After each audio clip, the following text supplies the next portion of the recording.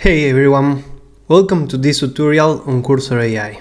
I am Luciano from Wiprom, and today I'm going to show you Cursor and how to use its main feature to improve your coding experience. The symbols are really useful for improved our context in our Cursor queries. Let's see. Here I have a list of all the symbols allowed in Cursor. I have my files when I can start adding to the context any file. I have folders, is the same. I can reference any call that I have defined in my project, for example the get task, and I can use this for fetching more tasks. The docs, I really like this because you can reference and add to the context the documentation of the libraries. There is a list of here. For example, we have the Stripe documentation. How can I don't know, create a checkout session.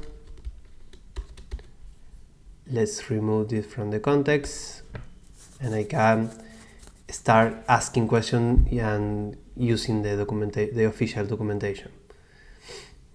So I have all my output here with all the code.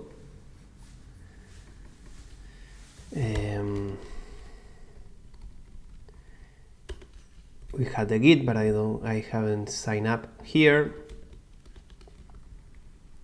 Summarize, compose, notepads, the Cursor rule that we have spoken before with all my rules.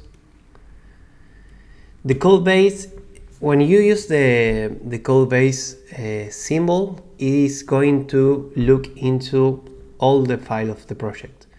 This is great if you want to make a search or something like that. And their code base is indexes. That means that Cursor already makes an update of your code base. You can check it in the settings. Will be up to date. Lint errors. Let's see. Well, they know that I have to lint error here.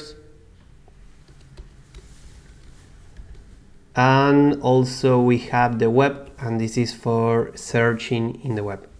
Like, I don't know, how can I fetch data?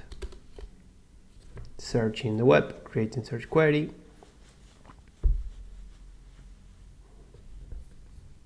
So super cool. This is really helpful because as a developer allows us to not leaving the editor.